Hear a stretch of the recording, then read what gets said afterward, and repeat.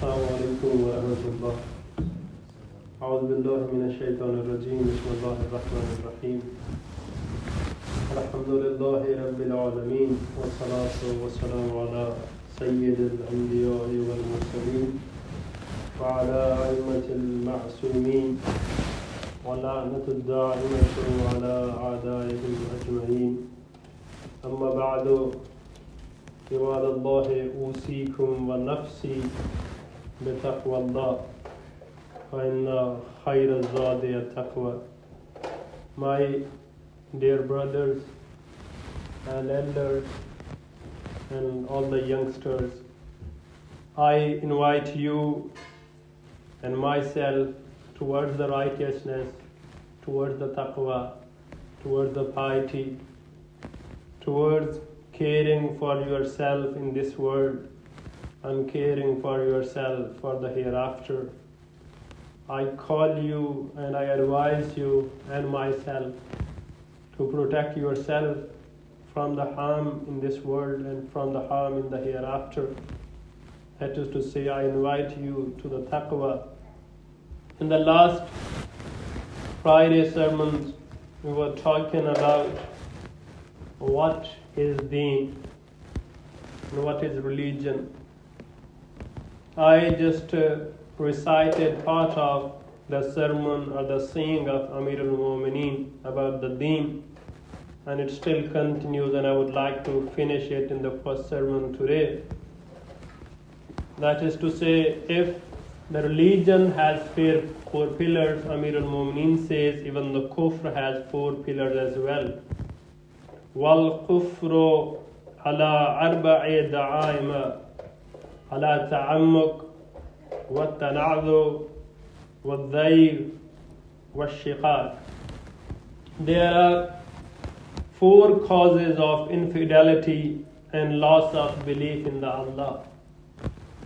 If you know how can you strengthen your belief, if you already know how can you stay connected with the religion, if you know the causes, if you know the pillars, then obviously it becomes much easier to have built that connection, to strengthen that connection. And at the same time, if you know the causes, what are the causes that can ultimately lead you to the disbelief, that can ultimately lead you to the kufr?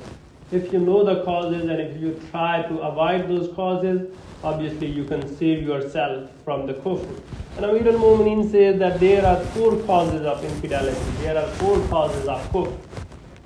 First of all, hankering after the whims, ta'ammul. If you are always following your own desires,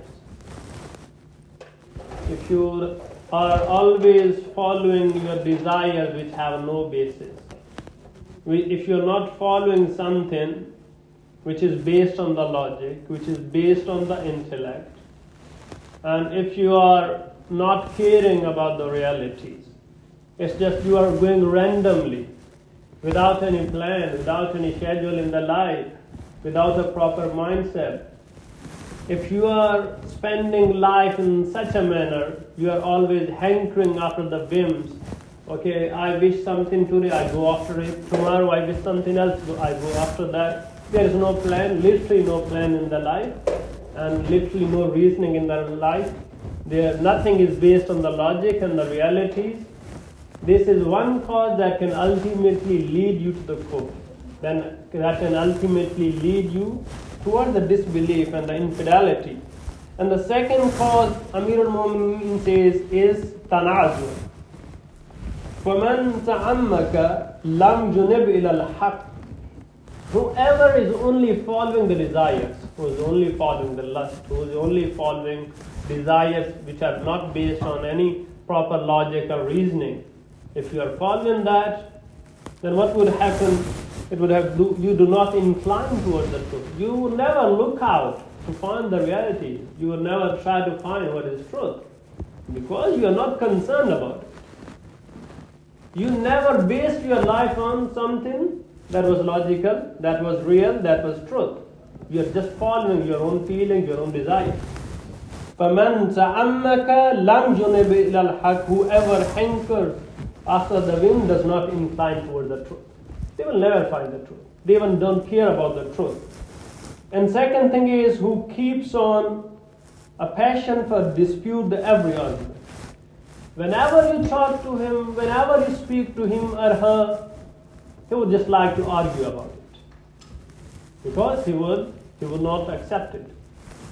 After everything, if you have some basis, if you have some logical, there are some bases, philosophical, logical, on the basis of science, or the knowledge, then it's fine. Bring your argument. Well, if you don't know anything, if you don't know something, why are you care about it? Why are you arguing about it? The second thing is arguing about everything without any knowledge. وَمَنْ قَصُرَ نِزَاؤُهُ بِالْجَهَلِ دَامَ عَمَّاهُ عَنِ الْحَقِّ. And whoever keeps on disputing every argument on account of his ignorance, on account will always remain blind to the truth. I have come across many people, we know many people who sometimes go on to question the religion, and if we try to point them toward the right thing, and if we try to tell them, okay, this is the logic behind it, if you want to study it, go read it, they will never go for it. They want to know the reality, they want to know the truth, they want to know the fact without seeking the knowledge, without spending some time on it, without knowing the fact. For example, if you come to me and I'm, for example, a scientist, and I'm telling you a scientific reality, a scientific fact or law, and you just dispute it, what would I say to you? I would so go on to study this is the experiment, this was the hypothesis, this is how we experienced it, this is how we experimented it, and this is how we came to this fact. So you will have to go through that discourse, you will have to follow that pathway. And you say, no, I don't want to follow that pathway, I want to know the reality here and now without spending any time on seeking the knowledge. If you want to do that, can you ever come across the truth? There is no possibility. If you argue about everything without knowledge, without spending time on it, will always remain blind to truth. You are never caring about the truth. First of all, because your life was based on the desire. Our life is based on the desires and the whims that have no basis at all. So, مَنْ قَصُرَ نِزَاؤُهُ بِالْجَهَلِ دَامَ عَمَّاهُ عَنِ الْحَقِّ. They will always remain blind to the truth. This is the second reason that if you are arguing with the people without knowledge, this can ultimately lead you to the disbelief. There are different stages of disbelief. It doesn't mean that, for example, I go on to say, okay, I'm a non-believer now. In the tradition, we come across the thing, وَأَكْثَرُ مِنَ الْمُؤْمِنِينَ مُشْرِكُونَ. There are many people, there are many believers who are non-believers when it comes to their conduct, when it comes to their action, the way they spend their life. They think they are Muslims, but the kind of life they are spending is not like that of the believers. Why? Because if you have a belief system, if you believe in something, then you should be following it. And if you're not following it, you're not a proper believer.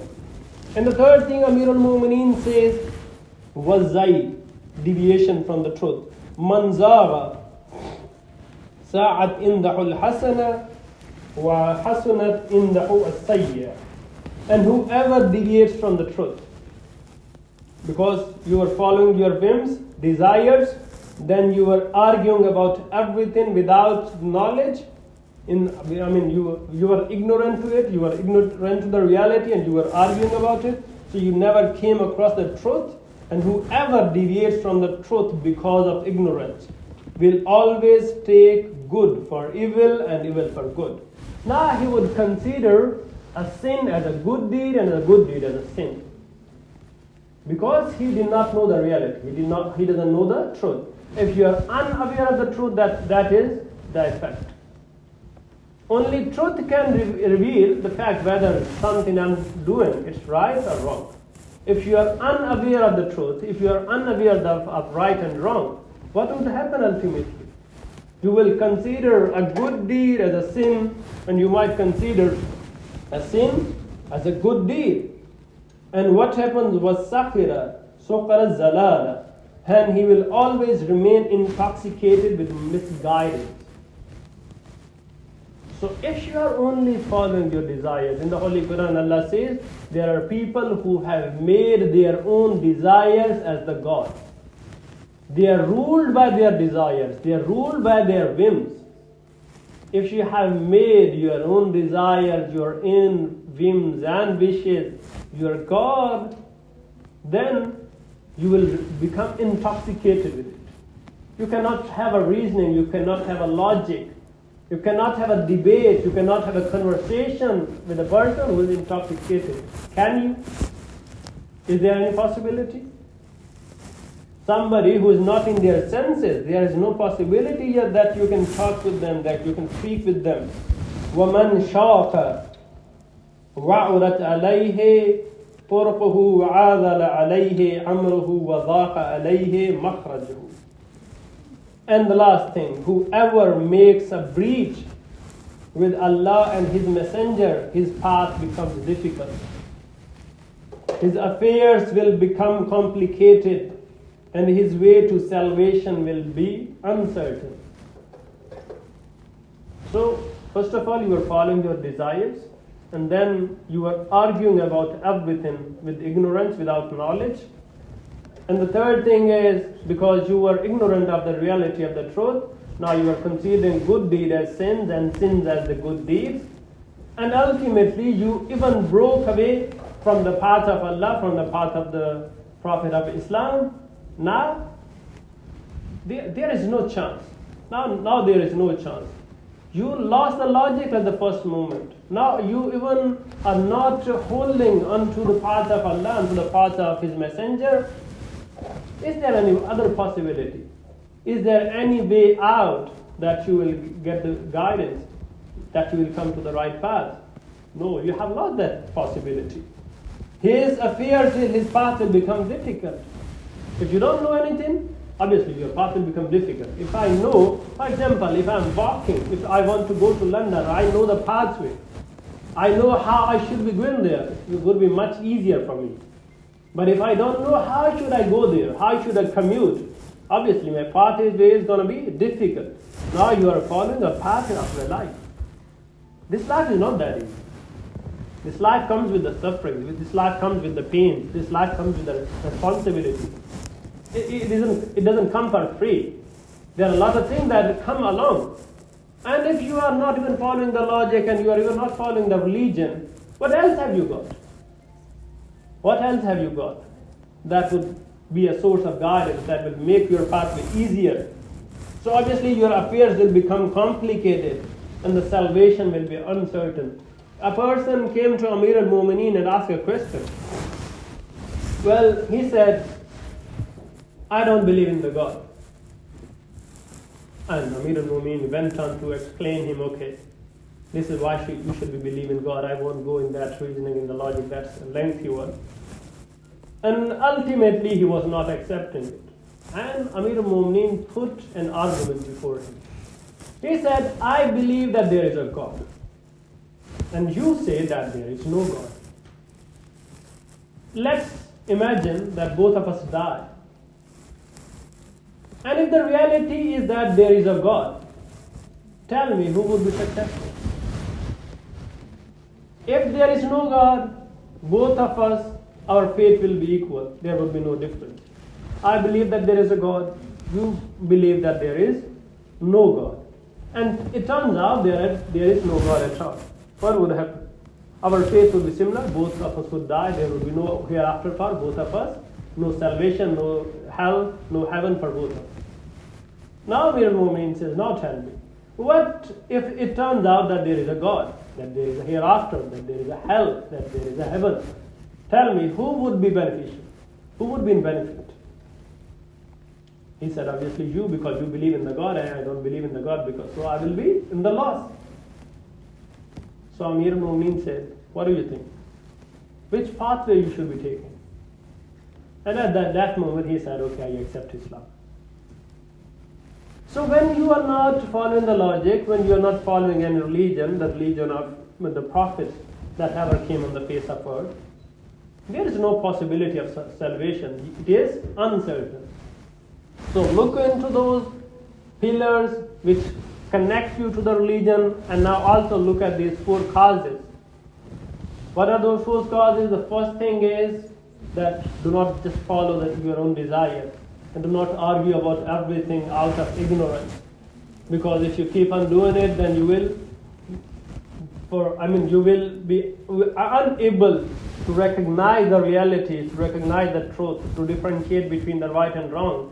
And ultimately, you will break away from the path of Allah and the pathway of His Messenger, and that would certainly mean that there is no chance of your salvation. And then Amir al-Mu'min goes on to say that وَالشَّكُّ عَلَىٰ أَرْبَعِ شُعَبٍ عَلَى التَّمَارِي وَالْحَوْلِ وَالتَّرَدُّدِ وَالْإِسْلَامِ. Before kufr, before disbelief, there is a stage which is of shak, being in doubt. And even this has 4 stages. Doubt also has 4 aspects. Absurd reasoning. فَمَنْ جَعَلَ الْمِرَاءَ دَيْدَنًا لَمْ يُصْبِحْ لَيْلًا. One who is accustomed himself to unreasonable and absurd discussion will never see the light of truth and will always live in the darkness of ignorance. So if you're always into absurd discussion, into debates which have no meaning and which are not drawing you to any conclusion, which are not making your life better, which are not improving your intellectual reasoning, and you are just into debates and discussion for no reason, just to spend your time, then ultimately what would happen? Again, the same thing. That you would be unable to see the light of truth, and you will always be in the darkness of ignorance. وَمَنْ حَالَهُ مَا بَيْنَ يَدَيْهِ نَقَصَ عَلَىٰ عَقِبَيْهِ. One who is afraid to face the facts. And second thing is, when you go into the situation where you are doubtful about the reality, is that you are afraid to face the facts of the life, death, and life after death. You will always turn away from the ultimate reality. If you are afraid, if you are in the fear of facing the reality, if you are in the fear, then you will always try to run away from it. But the reality is you can't. For example, in this life, there are certain realities. I have to work. I have to spend time studying. I have to invest energies. I have to do a lot in order to survive. And then I say, okay, I just run away from the reality. And if you try to run away from the reality will come after you. It is impossible to survive if you run away from the reality. You will have to face it. The only option is facing the reality. The only option is owning the reality, owning the truth, owning the fact. That is the only way that you can move forward. And then Amir al-Mu'mineen says, وَمَنْ تَرَدَّدَ فِي الرَّيْبِ وَاتِعَتْهُ سَنَابِكَ الشَّيْطَانِ. One who allows doubts and uncertainties to vacillate him will always be under the control of Satan, who is always into doubt, who is always into uncertainties, who is not looking for some certain objective standard, who is not looking for the one truth, one reality, and is just carefree about it. Then what would happen? He would be under the control of Satan. وَمَنْ إِسْتَسْلَمَ لحلقة الدنيا والآخرة حلق فيهما. One who surrenders himself to infidelity accepts the damnation in the both worlds. One who accepts that he has no concern with the logic, and one who breaks away from the religion, he will be damned in this world and he will be damned in the hereafter. And this is especially important for those. There are some traditions which say when a believer does a bad deed, and if Allah loves him, and if He wants him to come back to His path, and if He wants him to come back to Him, then he will see the effects immediately. There will be some problem in the life, there will be some difficulties in the life, so that he can turn back to the God. But if Allah does not want someone to come back to His path, to come back to his religion, he will be left free until the day of judgment, and then he will face the consequences, because the consequences of hereafter are much harsher than the difficulties and the pain and the suffering of this life.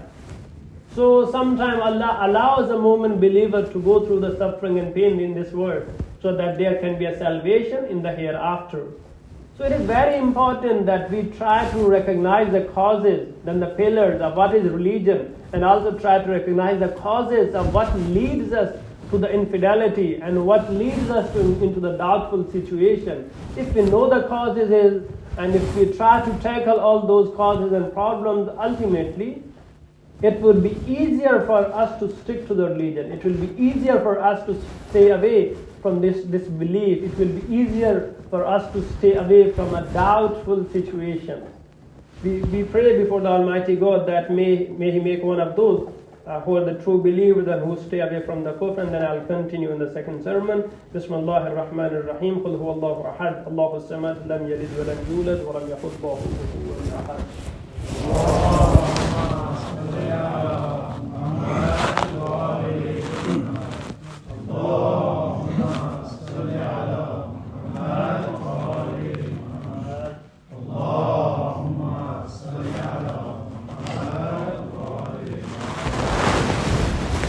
أعوذ بالله من الشيطان الرجيم بسم الله الرحمن الرحيم الحمد لله رب العالمين والصلاة والسلام على سيد الأنبياء والمرسلين ثم الصلاة على علي أمير المؤمنين ثم الصلاة على سيدة النساء العالمين ثم الصلاة على الحسن والحسين وعلي بن الحسين ومحمد بن علي وجعفر بن محمد وموسى بن جعفر وعلي بن موسى ومحمد بن علي وعلي بن محمد والحسن بن علي والحجة بن الحسن القائم المهدي صلوات الله عليهم أجمعين ولعنة الدائمة على أعدائهم أجمعين أما بعد عباد الله أوصيكم ونفسي بتقوى الله فإن خير الزاد التقوى. My dear brothers, elders and youngsters, I invite you and myself toward the taqwa, toward the piety, toward the religion.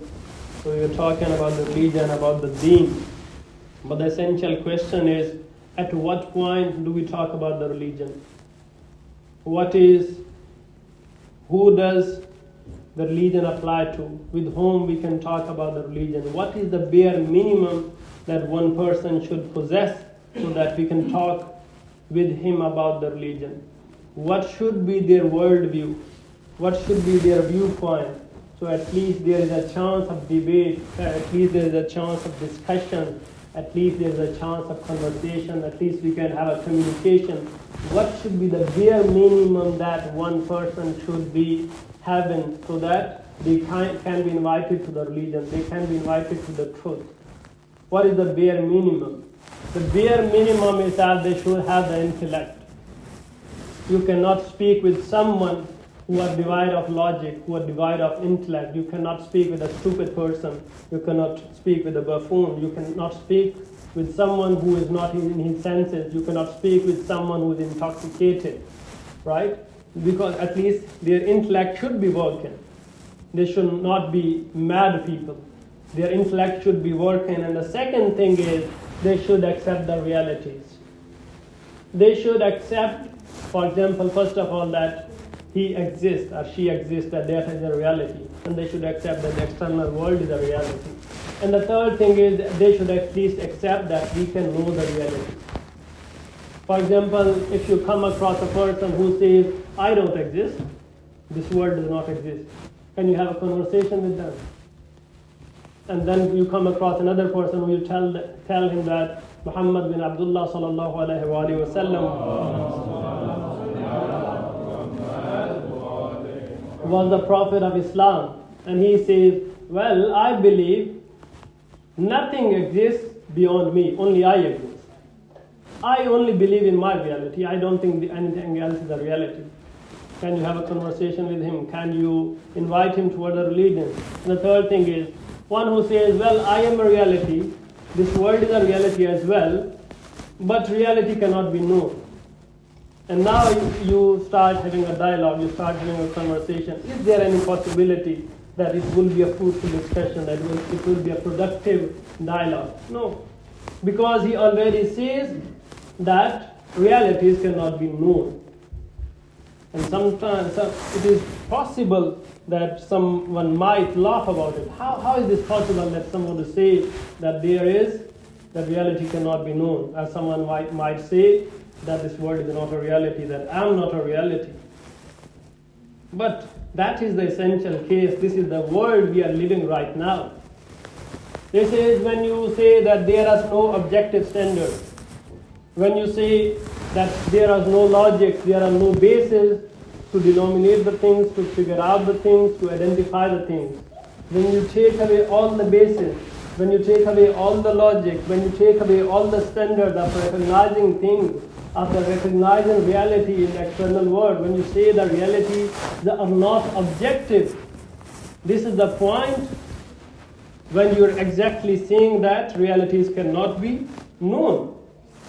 But in real sense, for example, if you come to me and I come across you, normally we can only have a discussion when you say that, okay, there should be some logic behind it, some sense should prevail, and there should be some science behind it. Only then I'm going to accept it. Otherwise, I'm not. For example, if I come across you, I say I'm a saint. Would you believe me? And then I say I'm a sage. I feel I'm a sage. I feel I'm a divine human being. And I ask you, because I'm feeling like it, you should accept it. Would you accept it? And I'm a Pakistani and I come across you, I say, I feel I'm British. I feel I'm Iranian. You would say, you are not. That's not the reality. But I would say, no, I'm feeling just like that. And you should accept it. How is this possible? Why? Because I'm just feeling? Well, do you have any logic? No, I don't have any logic. Can you prove it scientifically? No, I can't prove it scientifically. Is there any sense? No, I don't have it. It's just because I'm feeling like it. So if you are talking in this manner, same goes. For example, I believe, if I come across you and I say, I believe that a certain person is a prophet of Allah. And I feel it's just like that, and you should believe in it as well. You would say, keep it to yourself.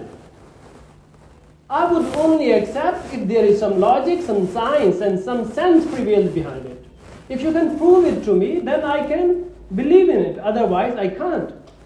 There should be some objective standard. Only then I'm going to believe it. Otherwise, what is the maximum that I can offer? I would say keep it to yourself. You cannot force me to believe in what you feel, what you think about for yourself, what you think about the realities of the world. No, I would say, no. This is my reality, this is my truth. I believe in this truth and you should accept it as well. And this is exactly the world we are living right now. This is a world of postmodernism, where we say that there is no certain things, there are no objective standards, everything is relative. Epistemology is the knowledge of knowing. How do we recognize the thing? They say it's relative.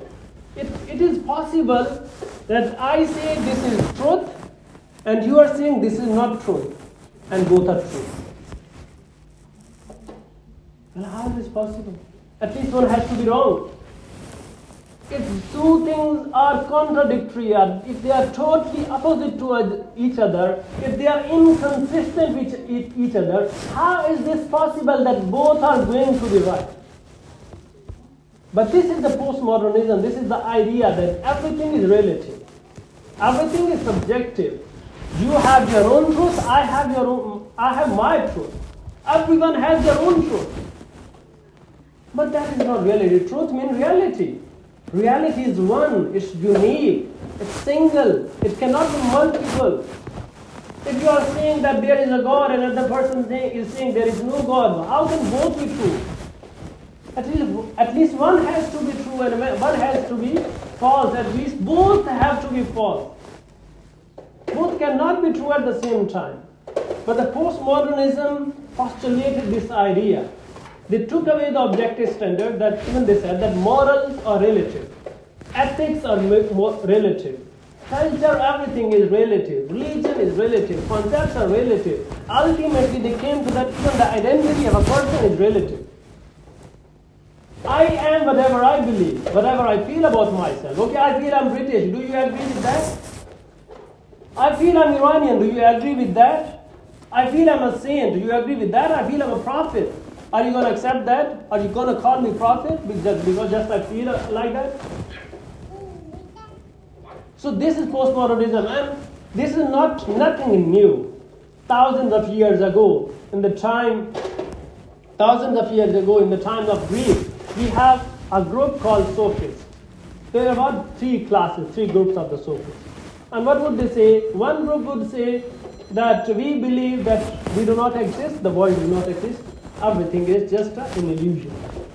And there was another group that would say, okay, I believe I exist, but anything else beyond me does not exist. It is not a reality, it is an illusion of my mind. There was a third group that would say that I exist, the world exists, there is a reality, but the reality cannot be known.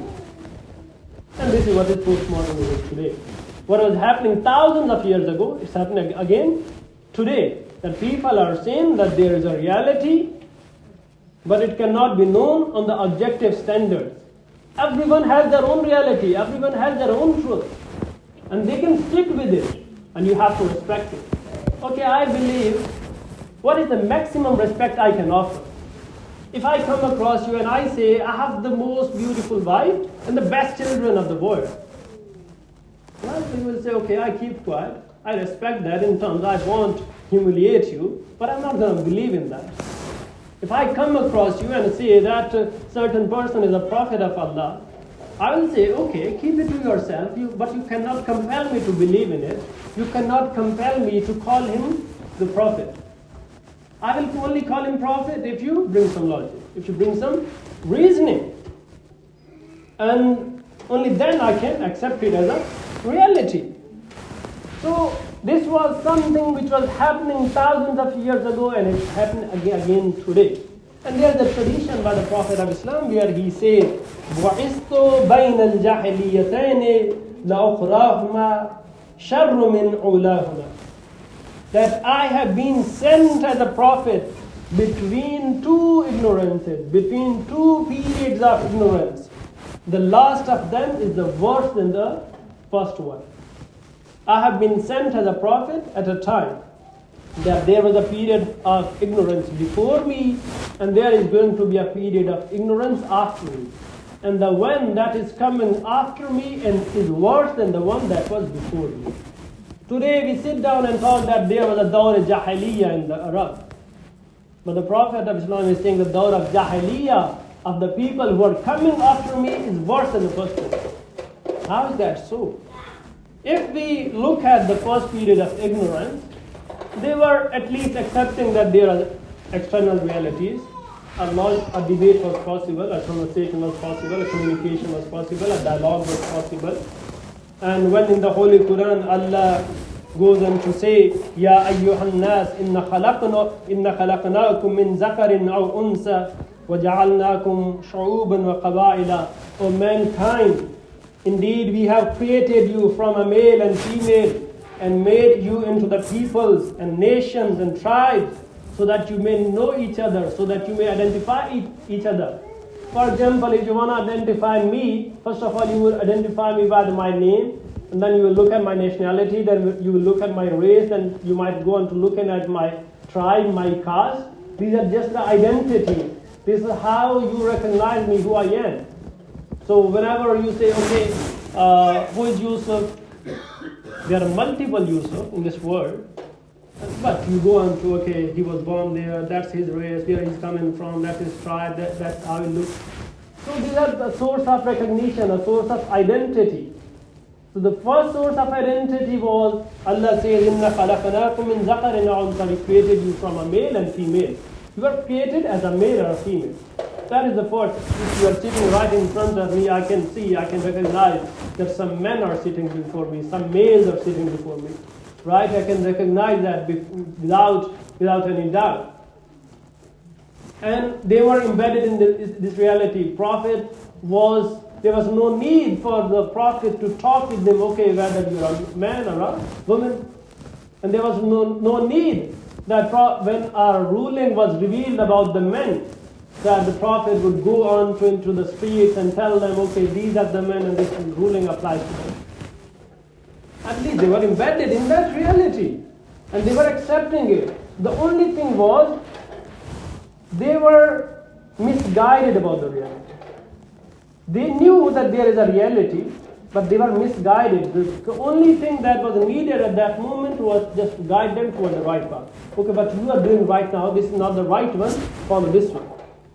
You are trying to seek the reality, there is one reality, there is one truth, but this is that one truth. The only reasoning was needed to reveal them the real reality. And then even they were recognizing that there are nations, even they were recognizing that there are castes, they are recognizing that there are tribes. But they were not recognizing one thing, that it is a source of recognition. It is just a mere source of identity and nothing else. If you are born in a certain tribe, if you are born in a certain family, they were thinking you are dignified, and if you are born in another one, you are not dignified. But the Prophet of Islam came, and Allah, the message of Allah came here, the Quran came here, and they tried to tell them, no, this is just a source of recognition, this is a mere source of identity. Being a male and female, being a British or an Iranian or a Pakistani or coming from any other community, this is a mere source of recognition. This is a mere source of identity. This does not imply that you are a dignified being just because you were born in a certain tribe, you were born in a certain community, you were born in a certain country. That does not make you dignified in any way. So their ignorance was only to the fact that they were not accepting it as a mere source of recognition. So Quran came here, and then it goes on to say, Inna akramakum indallahi atqakum. But indeed the most noble of you in the sight of Allah is the most righteous of you. So the only thing that was needed for them, guide them toward the right. But look at us today. Look at the modern world. First of all, we have to explain to them that these are a mere source of recognition. We have to even debate about what it means to be a man, what it means to be a woman. Well, first of all, say there's no definition of that. If I feel I'm a man, okay, I'm a man, okay, but what is the standard of being a man? No? Who is a woman? Woman is a woman. Okay, what is a woman then? What is a man? Man is a man. What is a man then? Are there any objective standards? Or is there any way to know the reality? Is there any way to know the truth? No, it totally depends on my feeling. Well, feeling is just a temperament. It's just cost of your own mind. It's frame of your own mind. If I start thinking that this is not a mind, it doesn't change the reality. If I start feeling about something, if I have a different feeling, it does not change the reality. If I start thinking that I'm a woman, this does not change my chromosome, this does not change my reality, this does not change my DNA, my scientific, my chromosomal, my hormonal reality, everything is going to remain same. It is not going to change. But the postmodern world would say, no, it is real for you, but it might not be real for me. It might be truth for you, it might not be a truth for me. So they are denying the basic standard of recognition. They are saying that knowledge is just relative, it's not real, it's just relative. And if you have such an idea, if you have such a conception about the world, come to the same point. Is there any possibility of a dialogue? Is there any possibility of a conversation? Well, Shia Islam is very progressive in this respect. I must mention that. Our scholars, our fuqaha have stated clearly that if there are any scientific changes, if there are any hormonal changes, if there are any chromosomal reason, if there are any reasons based on the science, and somebody wants to change their gender, they can change it. If it is based in the science, if there is a reality, if it can be tested, if it can be verified, then they can change their gender. But at the same time, it must be explained to them that if you change your gender, you will have to live with the complications. You can change the external reality, but your chromosome, your DNA is not going to change. It's intrinsic, it would remain just like that. A man's chromosome DNA would be XY and the women's chromosome would be XX. That is how it is. You cannot change that. And Ayatollah Khamenei goes on further and he says, even if you are facing the extreme dysphoria and you are going into kind of psychological pain and suffering, that you cannot bear it, then even then there is a possibility that you can change your gender. But again, there is a sign. At least it can be verified. At least it can be verified logically. At least it can be tested out in the laboratory. At least it can be verified on the basis of some objective standard. There is a way that we can recognize whether he is going through the problem. If somebody is having a psychological issue, it is easily recognizable that if we test him out, if you test him out, because if there is a psychological problem, this will interfere with your biology. This will interfere with your day-to-day life. And this is how it can be tested out. There should be some science behind it. There should be some logic behind it. Otherwise, if you base everything on the basis of relativism, if you say that there is no single truth, and if you say that reality cannot be recognized, there is no way of having any dialogue about the religion. So everything, whatever we are facing today, it comes later. Here's the main philosophy. And we take it sometimes for granted that philosophies, the mindset have always changed the discourse of history. It is because of a mindset, what you think about the world. If you think about the world that there is one truth and there is one reality and it can be recognized, then there is a debate is possible. Ultimately, you will come up with a standard. You will come up with a definition for each and everything so that it can be recognized by everything. And if you base everything on the basis of relativism, then there is no possibility. Then there is no way that you can come to the truth, that you can come to the reality. Another problem is, one thing is the freedom of speech. Another thing is compulsion of speech. My freedom of speech is, according to the freedom of speech, I can say that Muhammad bin Abdullah sallallahu alayhi wa sallam is the Prophet of Islam. I can say that he is the Prophet of Islam, but I cannot compel you to say that. But the modern laws, especially when it comes to the identity, gender identity, they would say, if someone says, if I say I'm a man, you should accept that I'm a man or I'm a woman. But that is going another way, in another direction. That is a compulsion of speech. So when we are talking about these issues, we should talk in this manner. This is where we should start. This is where where the discussion goes on. That is the depth of discussion. It's just not what you are seeing. That is the effect. You should go to the root cause. The root cause is the mindset. The root cause is the philosophy. What's working behind it? What is driving it? What is the political, what is the ideological, what is the philosophical agenda which is driving all these problems? Until and unless we don't discuss those issues, it is difficult that we will be able to convince what has gone wrong with the society. What has gone wrong with the mindset of the people and the understanding of the people. We pray before the Almighty God that may He make up one of those who are at least embedded in the reality, who at least accept that there is a logic, who at least try to figure out the truth, and the truth, the real truth, the one truth which is relevant for everyone, no matter what. أعوذ بالله من الشيطان الرجيم بسم الله الرحمن الرحيم إنا أعطيناك الكوثر فصل لربك وانحر إن شانئك هو الأبتر.